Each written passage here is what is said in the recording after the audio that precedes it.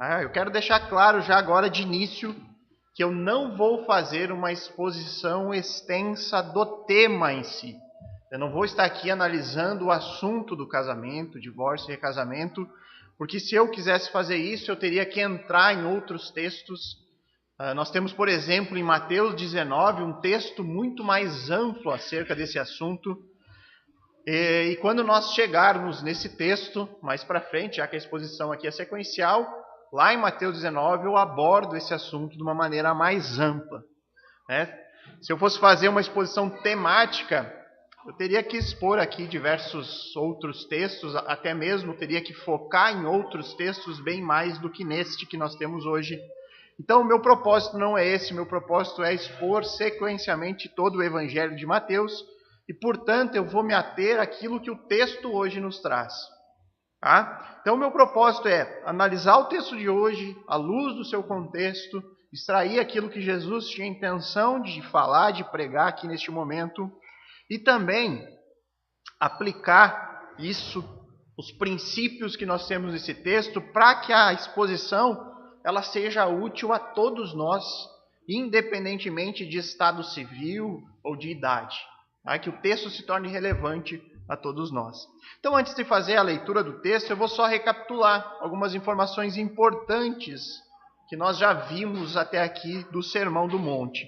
Então, Jesus ele inicia esse seu grande sermão, o maior sermão de Jesus registrado nos evangelhos, que inicia no capítulo 5 de Mateus e vai até o fim do capítulo 7.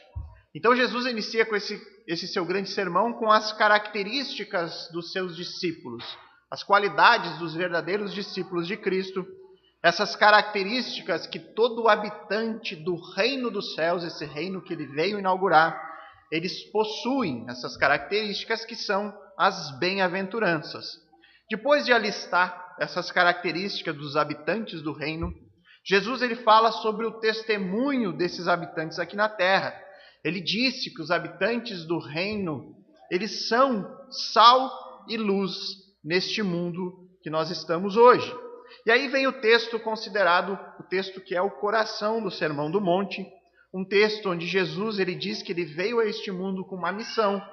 E essa missão não era revogar, destruir ou abolir o Antigo Testamento.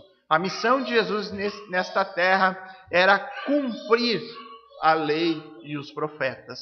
Ou seja, em Cristo, a lei e os profetas se cumprem. Tudo o que havia sido escrito no Antigo Testamento apontava para a vinda do Messias.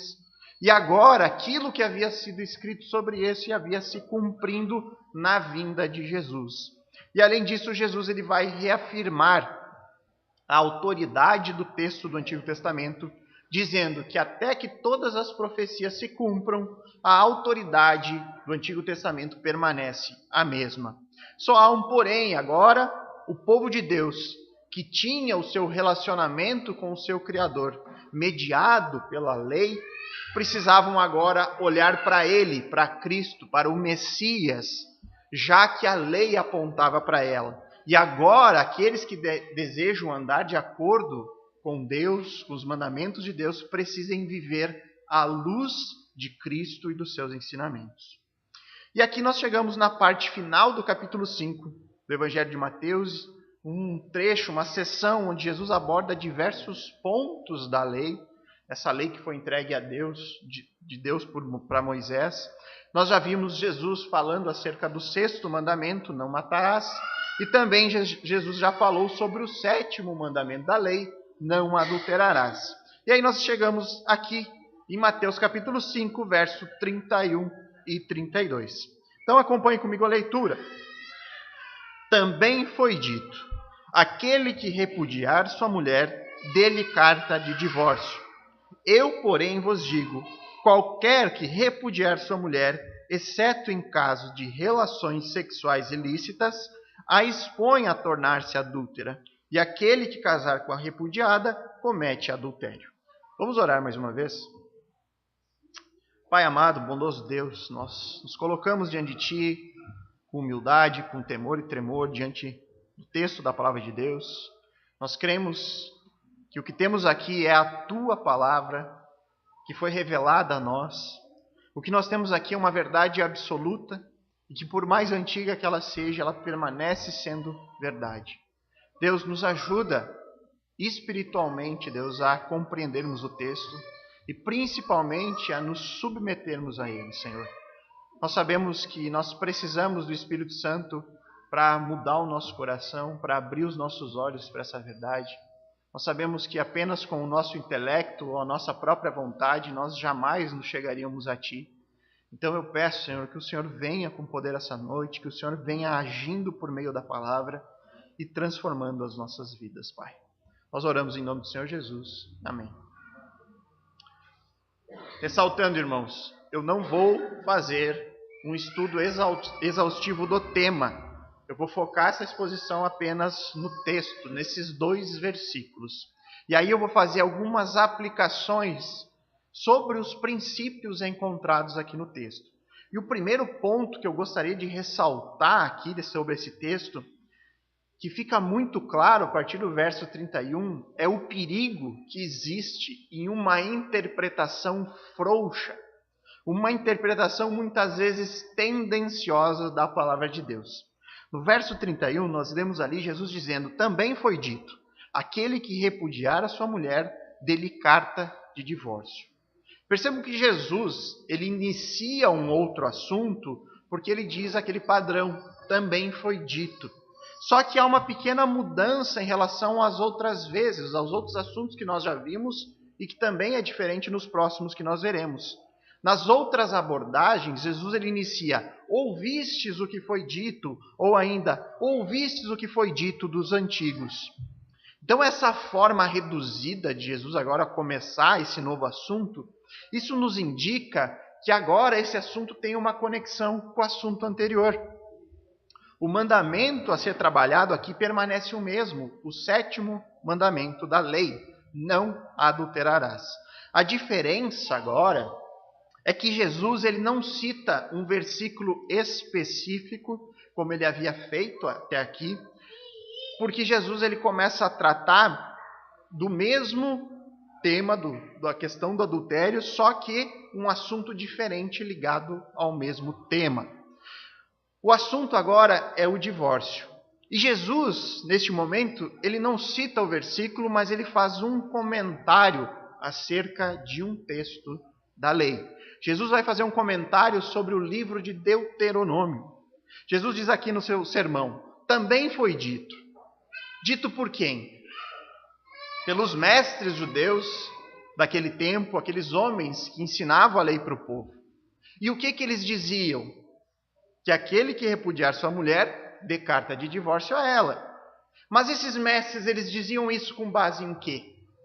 Com base em Deuteronômio, capítulo 24, versos de 1 a 4. E eu vou pedir para vocês abrirem nesse texto, para a gente poder acompanhar o raciocínio e a gente entender o comentário que Jesus vai fazer. Deuteronômio, capítulo 24, dos versos de 1 a 4.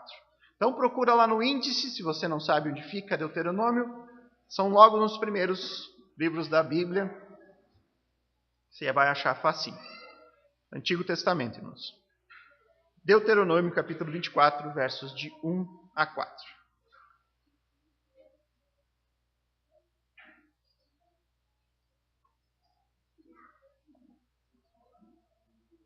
Ok? Então acompanhe comigo.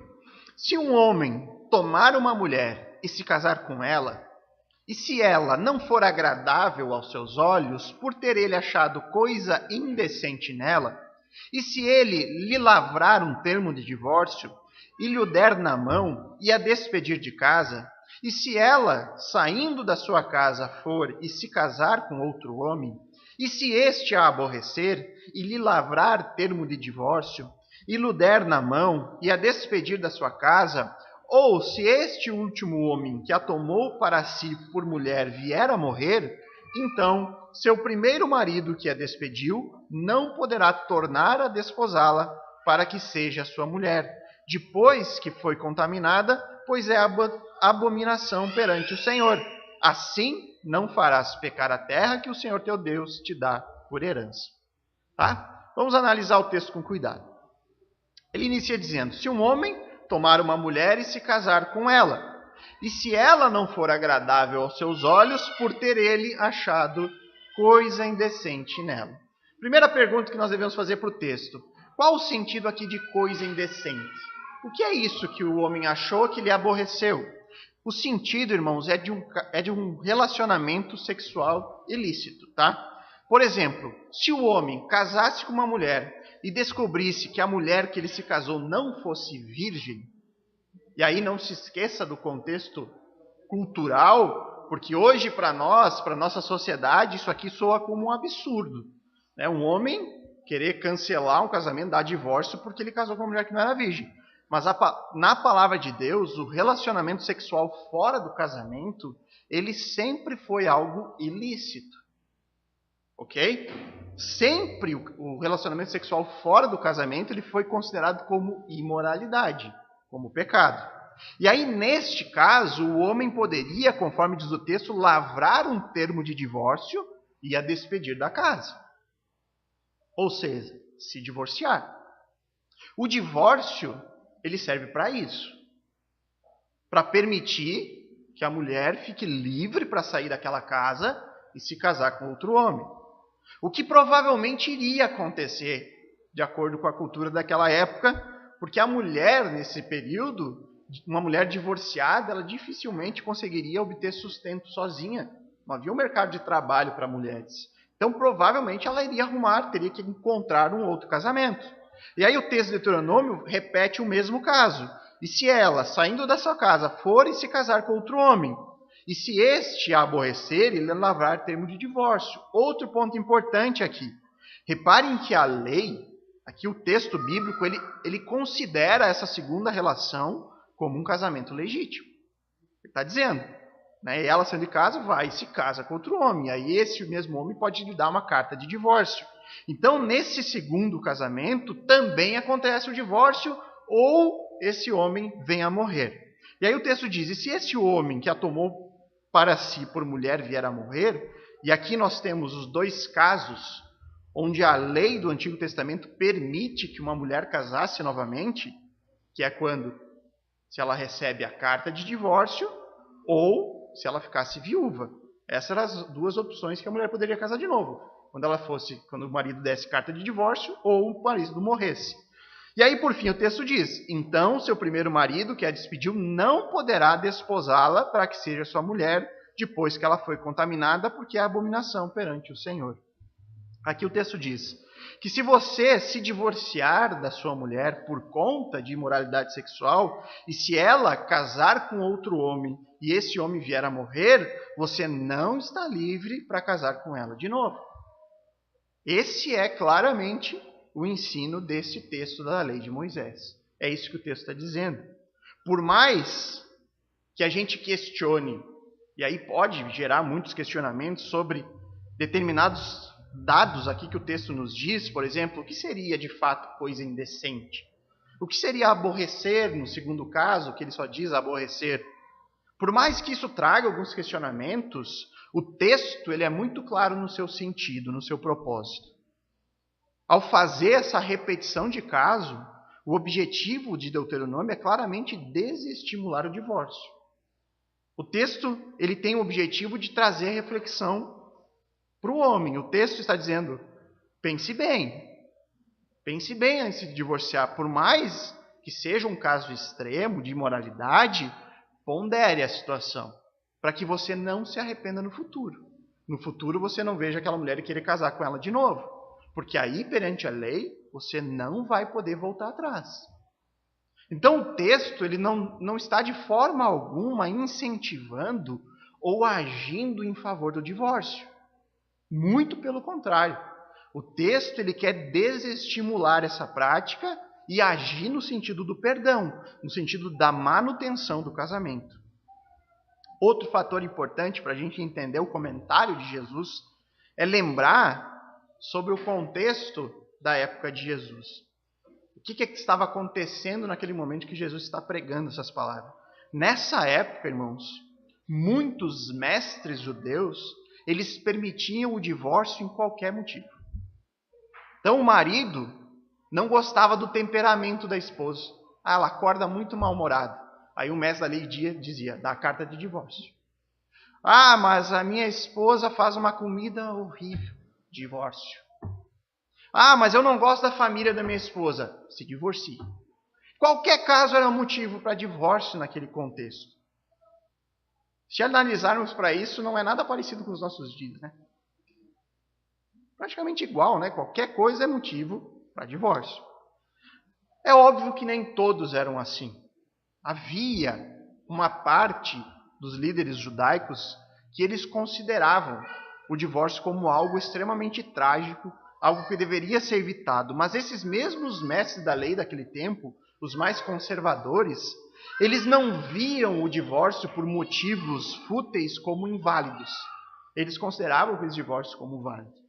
O comum era uma interpretação extremamente frouxa da lei. O comum era essa interpretação de, aqui está dito que se o homem se aborrecer, ele pode dar carta de divórcio. Então, qualquer aborrecimento era motivo do divórcio. Irmãos, o perigo dessa interpretação que ocasionou um entendimento extremamente raso sobre o compromisso matrimonial, gerou um entendimento extremamente superficial sobre o casamento. Esse perigo que existe em uma interpretação equivocada da palavra de Deus. Então eles pegaram um texto onde claramente o divórcio é desencorajado e transformaram aquele texto num incentivo para o divórcio. Algo que Deus claramente despreza foi transformado em algo normal e até corriqueiro. Qualquer coisa, se divorcie. E nesse ponto nós temos uma grande lição para aprender. Não interpretar a Bíblia de acordo com as nossas necessidades, de acordo com os nossos próprios interesses, ou ainda suavizar o texto bíblico para que ele se torne mais acessível e agradável a todas as pessoas. Como é comum isso. Desde os tempos de Cristo até os nossos dias. As pessoas relativizam a palavra de Deus. Cada um interpreta do seu próprio jeito. E aí você vai encontrar, mas eu tenho a minha interpretação, você tem a sua. E aí vive nesse relativismo. Cada um pode interpretar do jeito que quiser. As pessoas suavizam a palavra de Deus. E aí ressaltam só uma parte da verdade. Então é muito comum você ouvir, porque Deus é amor. Deus te ama, Jesus te ama. Sim, isso é uma grande e maravilhosa verdade. Só que essas mesmas pessoas muitas vezes esquecem que Deus é amor, mas Ele também é justiça. Que Deus é amor, mas Ele é santo. Que Deus também se ira. E esse é um motivo, irmãos, pelo qual a própria pregação sequencial, como nós fazemos aqui, ela é importante. Porque se vocês deixarem eu mesmo escolher os meus textos que eu quero pregar, certamente eu vou evitar alguns textos mais duros. Né? Se nós deixarmos o homem escolher, eles vão pregar textos que falam sobre salvação, de coisas boas, do amor de Deus, que são verdade, são. Só que há muitos outros textos que falam o outro lado dessa mesma moeda. Eu provavelmente deixaria de fora textos que falam sobre arrependimento, que falam sobre o inferno, que falam de pecado, que falam de um caminho que é extremamente estreito. E quando a Bíblia fala essas coisas, ela não está falando metaforicamente.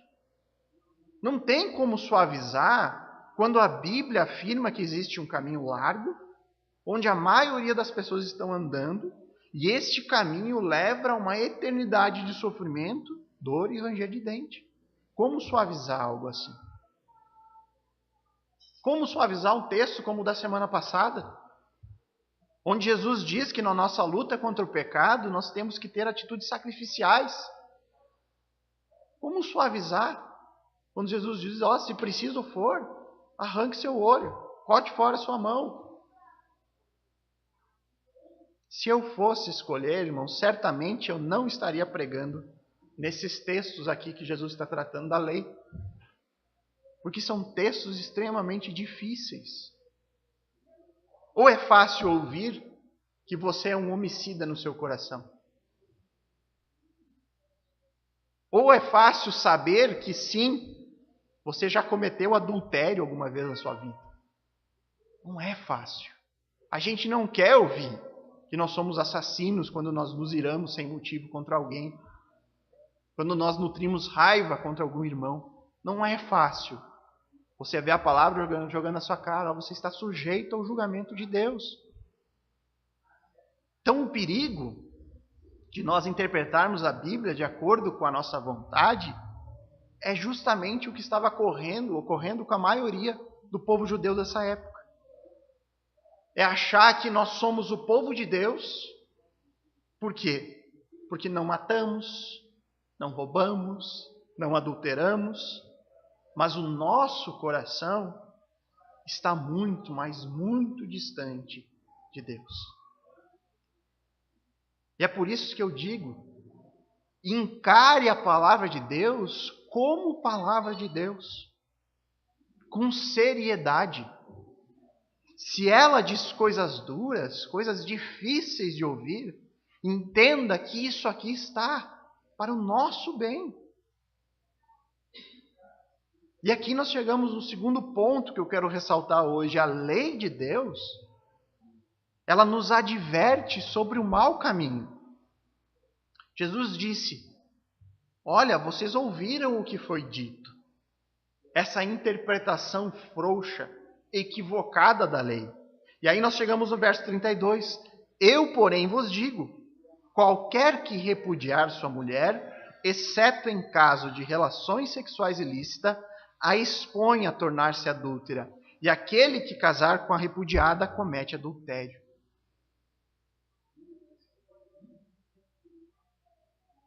O que Jesus está fazendo aqui, irmãos, nada mais é do que apenas confirmar o que claramente o próprio texto de Deuteronômio já falava.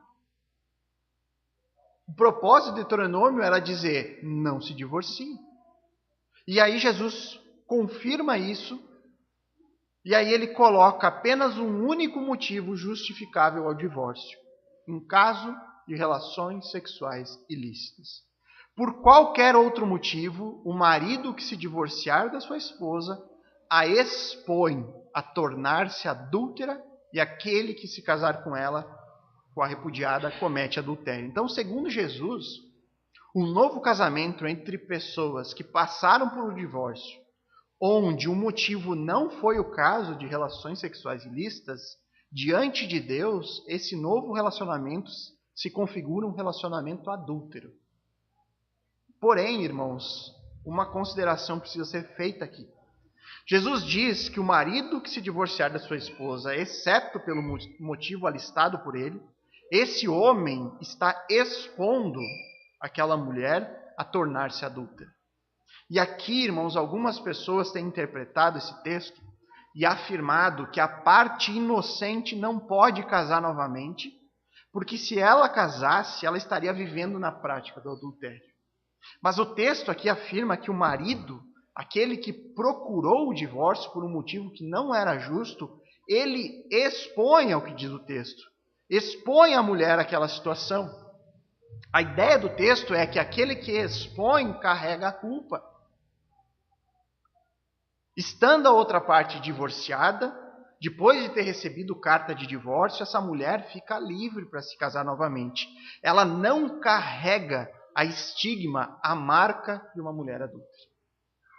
Então, tendo explicado o texto aqui de hoje, o ponto principal, irmãos, é que tanto em Deuteronômio, o texto da lei, quanto as palavras de Jesus aqui possuem o mesmo propósito, que é desencorajar o divórcio, que é mostrar o quão sério é o relacionamento matrimonial e quão devastador é a separação. Se você já passou por algo assim, ou se você teve pais divorciados, você sabe muito bem o quão traumático é esse processo de divórcio. Você sabe quantas marcas isso gera na vida da família, das pessoas envolvidas, quanto mais do próprio casal. A lei de Deus, ela possui também esse propósito: nos alertar sobre o caminho errado, sobre o caminho mau, nos alertar sobre o que nós devemos fazer para viver bem nessa terra, nos mostrar o que é certo e o que é errado. Em Romanos 7,7, Paulo diz: foi a lei que me mostrou o pecado. Eu jamais saberia que cobiçar é errado se a lei não dissesse: não cobice. Sem a lei de Deus, jamais nós, seres humanos, conseguiríamos diferenciar o certo do errado.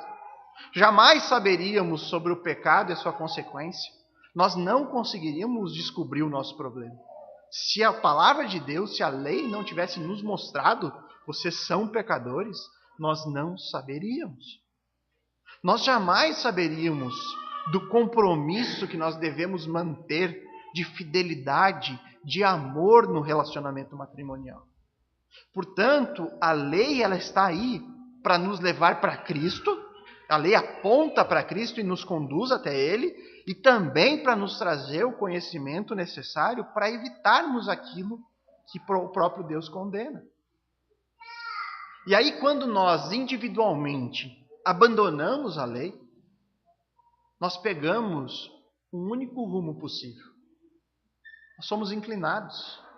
Nós pegamos o rumo da destruição, da miséria, da ruína, do adultério, do divórcio. E, consequentemente, a sociedade onde nós vivemos seguirá esse mesmo caminho. Quando nós vivemos numa sociedade onde a maioria das pessoas abandonaram a lei de Deus, os reflexos dessa atitude são claramente notáveis. Você vê o nosso Brasil, a situação do nosso país é o reflexo de um povo que abandonou a Deus. E aí você tem uma sociedade com um padrão moral extremamente baixo e totalmente confuso.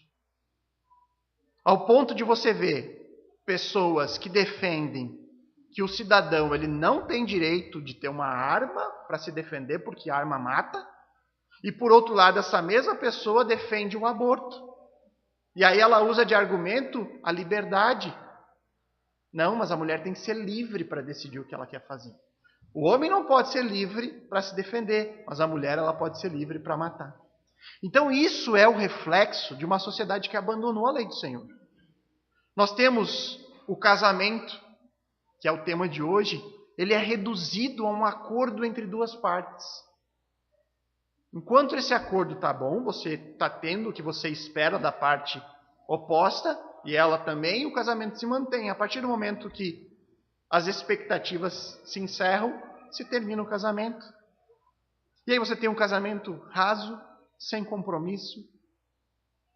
E por outro lado, um divórcio totalmente facilitado, com a justificativa do quê? Que o importante é ser feliz. Ah, não deu certo, mas o importante é ser feliz. Procura a felicidade em outro lugar, com outro parceiro. E assim vai indo. Então essas situações ocorrem porque hoje não existe um padrão moral absoluto a ser seguido. Não existe uma verdade absoluta. A ética deste mundo que nós vivemos, ela é variável. Ela flutua de acordo com aquilo que é mais aceito pela maioria das pessoas. Então um exemplo que eu já usei outras vezes, o casamento homossexual, por exemplo. Algumas décadas atrás era algo incogitável, era escândalo. Por quê? Porque a maioria das pessoas não aceitava. Hoje a maioria defende, aceita, então se tornou algo normal. Agora, diante disso, o que esperarmos para o futuro? O que mais virá de acordo com essa ética que flutua de acordo com a aceitação das pessoas? A consequência disso, irmãos, é que numa nação onde a maioria das pessoas não dão ouvidos para a lei de Deus, onde a maioria das pessoas não possui um padrão absoluto de norma e conduta, essa nação, naturalmente, ela vai caminhar para a degradação moral da sua sociedade. Não adianta a gente esperar que alguma coisa vai mudar, porque quanto mais as pessoas estão distantes da palavra de Deus. A nossa esperança é nós, como cristãos, lutarmos para mudar o relacionamento das pessoas com a palavra. evangelizar, proclamar e orar como nunca, irmãos, para que essa mensagem que nós estamos levando seja aceita pelas pessoas. Que Deus abra o entendimento das pessoas ao nosso redor para essa verdade que para os nossos olhos é tão clara. Mas, por outro lado, o mundo inteiro numa cegueira, em plenas trevas. Então Deus, ele entregou a sua lei para o bem do seu povo, para indicar o caminho certo, para mostrar e alertar sobre o caminho mau. E se realmente nós entendemos isso, se como cristãos nós cremos nisso, que a lei de Deus está aqui para o nosso bem, que ela está aqui para nos orientar, para nos conduzir, para fazer com que a gente não caia em cilada de tratar o casamento como o mundo trata, e pelo contrário, lutar para termos o nosso casamento estabelecido sob a palavra, para o marido cumprindo o seu papel, amando sacrificialmente, a esposa como uma auxiliadora idônea. Se nós cremos que a palavra de Deus tem essa função, então nós vamos chegar numa única conclusão. Nós devemos tomar o caminho da obediência à palavra. Sempre nós devemos tomar esse caminho. Imaginem, irmãos, o mundo. Imagine uma sociedade onde as pessoas levassem a sério apenas esses mandamentos que Jesus tratou até agora no sermão. Imagine uma sociedade onde as pessoas cuidassem do coração, do sentimento de raiva e de ira, que elas não buscassem apenas não matar, mas cuidar do coração para que esse sentimento não brotasse. Imagine um mundo onde a cobiça não é mais praticada e, portanto, adultérios praticamente não são mais cometidos e, consequentemente, nesse mundo os divórcios são raros. Como seria viver num mundo assim, se cumprissem só esses 2 mandamentos? Porque o divórcio, irmãos, ele não atinge só o casal. O divórcio atinge drasticamente a vida dos filhos, se esses existem. Algo que vai refletir na vida adulta dessas pessoas, que reflete no comportamento, e assim vai indo em escala. Imagine então, irmãos, viver num mundo onde todos os habitantes levassem a sério toda a lei de Deus. Que maravilhoso! E aí eu digo, que maravilhoso será, porque um dia esse lugar vai existir. E tomara, minha oração é que todos nós estejamos juntos para ver esse lugar. Então, se nós reconhecemos isso, que a lei, os mandamentos de Deus são para o nosso bem, a única atitude lógica, irmãos, que nós devemos buscar e fazer isso com todas as nossas forças é viver conforme os mandamentos de Cristo. Mas, pastor, os mandamentos de Deus são muito difíceis. Você mesmo disse que a lei veio para mostrar para nós que é impossível alcançar o padrão de santidade de Deus. Sim, irmãos, é verdade, a lei faz isso. Ela mostra para nós a nossa incapacidade. Mas isso não é um chamado para desobediência. Eu não posso usar isso para não fazer mais nada e não fazer nem força para obedecer. A função da lei é essa mesmo. Mostrar, por meio da lei, que nós somos incapazes. Mostrar por meio da lei que nós não conseguimos nos salvar. E aí ela mostra, você não consegue, mas ela aponta para outro. Ela aponta para Cristo. Ela aponta para um Salvador. Você não consegue se salvar, mas eu mostro para você um Salvador. Eu mostro para você um Redentor. A lei ela não foi suficiente para mediar o relacionamento de Deus com o seu povo, mas agora tem um mediador que é totalmente suficiente para isso. Nele a lei se cumpriu. E agora, em Cristo, estando nele, nós somos capacitados a viver uma nova vida. Nós somos capacitados, por meio da ação sobrenatural do Espírito Santo, a vivermos em obediência a Deus. Vivermos em obediência aos seus mandamentos. E nós fazemos isso agora por meio da fé. O que vivemos hoje como cristão não é uma vida de obediência à lei como um meio de alcançar a salvação, mas porque nós alcançamos a salvação por méritos de outro, de Cristo. Hoje, em amor, nós podemos buscar a obedecer os mandamentos. 1 João 5, 3-4, ele diz: amar a Deus significa obedecer a seus mandamentos. E seus mandamentos não são difíceis, diz João. Pois todo aquele que é nascido de Deus vence este mundo, e obtemos essa vitória por meio da fé. Outro texto de João, só que agora no seu evangelho, o texto que nós cantamos agora há pouco, João 14, 21. Aqueles que aceitam os meus mandamentos e lhe obedecem são os que me amam. A obediência do cristão, ela nasce no amor ao seu Salvador. O que nós temos hoje aqui diante de nós, irmãos, é um texto que faz um chamado à fidelidade matrimonial. Essa fidelidade no casamento, segundo a palavra de Deus, é um compromisso de amor. E quando eu falo de amor, eu não estou falando de um sentimento. A Bíblia não trata amor como um sentimento, como um calorzinho que subiu na espinha, um friozinho na barriga quando eu vejo minha esposa. Amor na palavra de Deus é uma ação que parte da nossa vontade em amar. Amor na Bíblia é uma decisão diária. Eu vou amar a minha esposa. Eu vou me entregar por ela. Eu vou servi-la independente de qualquer coisa. E eu tomo essa decisão diariamente. É por isso que o amor que Deus espera que o marido tenha com a sua esposa seja semelhante ao amor de Cristo pela igreja. Romanos 5,8 diz: mas Deus nos prova seu grande amor ao enviar Cristo para morrer por nós, quando ainda éramos pecadores.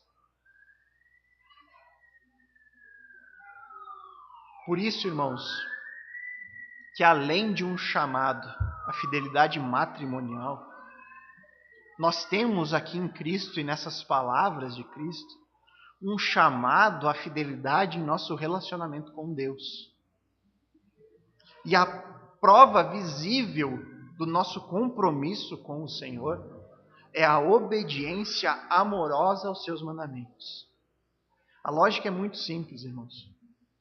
Você leu aqui no texto de hoje que você deve ser fiel à sua aliança, essa aliança que você fez com a sua esposa ou com seu marido. E ao ser fiel, conforme o mandamento de Deus, você está sendo fiel também ao seu compromisso com o Senhor. Porque o que mantém o casamento cristão firme não é o sentimento que existe um pelo outro.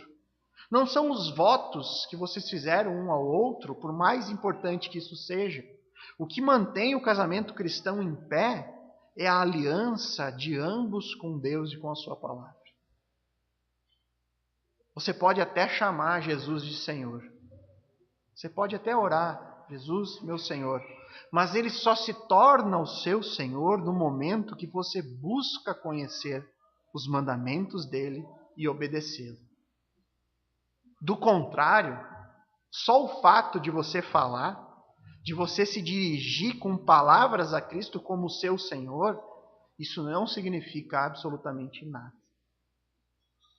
Em Lucas 6, 46 e 47, Jesus diz: por que vocês me chamam Senhor, Senhor, se vocês não fazem o que eu digo? Eu lhes mostrarei como é aquele que vem a mim. É alguém que ouve as minhas palavras e as pratica. Por que me chama Senhor, se você não busca obedecer nenhuma das minhas palavras? Esse é o princípio que guia a vida do cristão em obediência aos mandamentos de Deus. O cristão é alguém que busca em amor viver debaixo dos seus mandamentos, porque tem a certeza que toda a lei foi escrita para o seu bem. Agora, irmãos, para que a gente possa obedecer, nós precisamos primeiro conhecer. É impossível alguém obedecer aquilo que não conhece. O conhecimento dos mandamentos, da palavra de Deus, isso envolve esforço da nossa parte. Não basta só frequentar uma igreja. Não basta só cantar as músicas no início e no fim de um culto. Você precisa conhecer das Escrituras. E você precisa buscar isso na sua vida pessoal. O Salmo 119, que é o maior salmo da Bíblia, o maior capítulo, digamos assim. O Salmo não tem capítulo, mas o maior texto. Ele é inspirador quanto a isso. Em vários versículos, eu vou citar alguns aqui de forma aleatória, o salmista ele fala sobre a importância da obediência à palavra de Deus como uma prioridade na vida de quem busca a Deus. Ele vai dizer como são felizes os que seguem a lei do Senhor. Ele se questiona como pode o jovem se manter puro? E ele mesmo responde, obedecendo a sua palavra. Guardei tua palavra em meu coração para não pecar contra ti. Ele reconhece que tendo a palavra no coração, os mandamentos, isso dá o conhecimento sobre o pecado e isso faz com que ele possa evitar o pecado na sua vida. Abre meus olhos para que eu veja as maravilhas de tua lei. Ele reconhece que é uma obra espiritual, Deus precisa abrir os nossos olhos para que os mandamentos se tornem preciosos. Escolhi o caminho da verdade, decidi viver de acordo com os teus estatutos. Da mesma forma que ele ressalta que Deus tem que abrir, ele diz, eu escolhi, eu decidi viver desse jeito. Há necessidade de nós nos esforçarmos. Ele diz ainda, anseio por obedecer às tuas ordens. Continuarei a obedecer a tua lei para todo sempre. Como tenho prazer em teus mandamentos, como os amo. Ele diz, fico furioso com os perversos, porque eles rejeitam tua lei. Assim passo os meus dias, obedecendo às tuas ordens. Tua lei é mais valiosa para mim que milhares de peças de ouro e de prata. Como eu amo a tua lei, repete ele, penso nela o dia todo. Recuso-me a andar em todo o caminho mau, a fim de obedecer a tua palavra. Tua palavra é lâmpada para os meus pés e luz para o meu caminho. Essas são palavras de alguém que possui um relacionamento profundo com a palavra de Deus. Eu jamais conseguirei dizer que tenho prazer nos mandamentos, que eu amo a lei do Senhor, que eu penso nela de dia e de noite, que ela é mais preciosa para mim do que ouro, se eu não tomar a iniciativa de buscá-la com todo o meu coração. Se nós devemos guiar a nossa vida de acordo com a palavra, como que eu vou fazer isso sem conhecê-la? Mas pastor, é muito difícil, eu tenho dificuldade com a leitura, a Bíblia é muito difícil, a minha vida é muito corrida. Irmãos, se esse for o caso, olhe para Cristo. Olhe para o sacrifício de Jesus na cruz. Olhe para esse amor, um amor que foi expresso de forma prática e visível. E olhe para aquilo, para esse grande amor de Deus, Cristo crucificado, o próprio Deus morrendo da forma mais violenta que poderia existir, derramando o seu sangue. Como nós vemos no texto de hoje de Lucas, angustiado ao ponto de suar sangue. Olhe para Cristo e que essa visão de Cristo crucificado te constranja a mudar essa perspectiva de que é muito difícil, de que é muito sacrificial. Que isso te faça lutar diariamente a conhecer mais e mais de Deus, da sua lei, dos seus mandamentos.